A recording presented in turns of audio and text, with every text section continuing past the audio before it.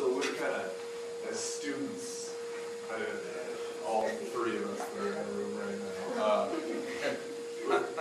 kind of the reason we're here is because we want to know why students should vote for you as an individual. Because, I mean, I think the track that the average city of Moscow resident has when they're voting for you is, I'm a resident of Moscow and I'll be here for the next however many years, and I'm interested in housing, and I'm interested in this.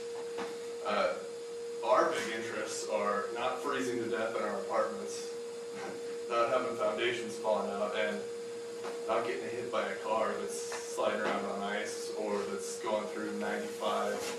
Like you did a lot down there, and I appreciate that because I live in Campus View, and so now I don't have to play Frogger every time I'm trying to get school. But there's other major crosswalks. Highway, I think it's US 95 goes out at the Conoco station, Louder comes across. A bunch of students live out on Steiner, and they have to cross that every day in their daily commute. And I forget which particular bill it is, but we were reading some earlier today about the city not clearing off sidewalks after they've been cleared off by residential owners, because after the snowplow comes through, if it ever comes through, then it's going to knock all that crap back on the sidewalk, and I mean, we don't have time to scrape it off. So what are you going to do to improve? We're worried about students now. I know that's a general question, but what are you doing? Why? Why should I vote for you? Let me take your Steiner and Highway 95 problem, which is very real. We already plan to take down the flashing light system out on the Pullman Highway, and if not, put it in an attic like Christmas lights to pull out when we need it, move it over to Steiner. Our problem is that Idaho Transportation Department will not let us put a full traffic signal there. They say it's at the top of a hill. The trucks in the winter couldn't get started again. It's too close to Steiner where a traffic signal exists. We've argued with them for, at Sweet Avenue, 10 years or more. We've had this discussion and haven't been able to get it. Possibly the building of the Grove will create enough foot traffic that we then can get a warrant and convince them to put a light in there. But you're totally right.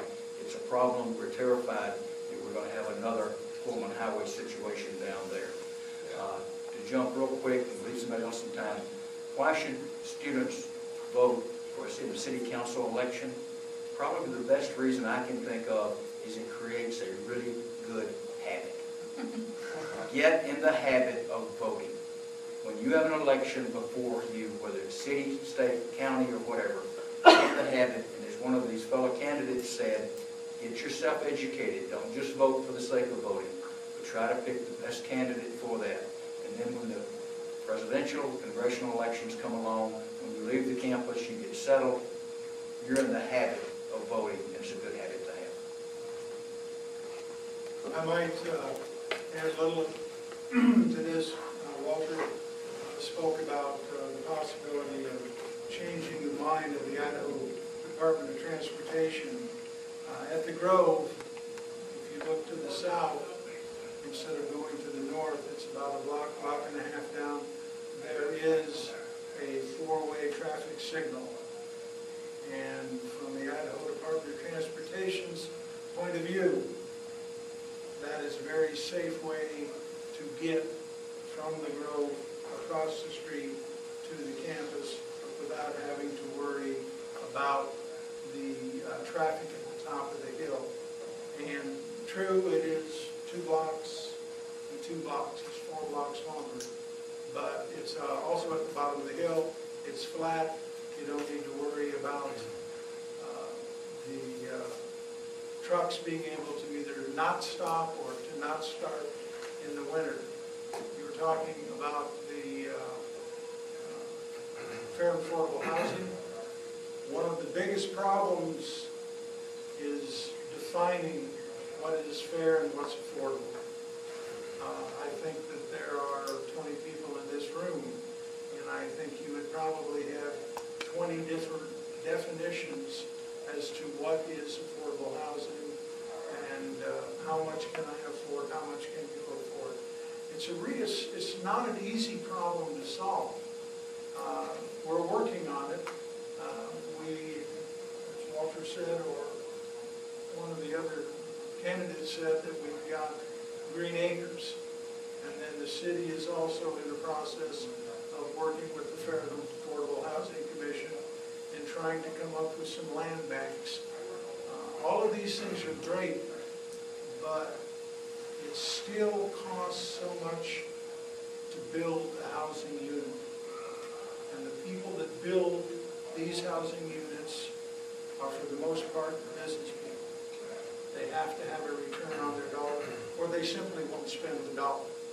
And once they built it, they still need, whether they sell it or keep it, that's what drives the cost of your housing. And having, unfortunately or fortunately, a lot of upper middle income, at least for our area, people living in town, has driven up the price of housing.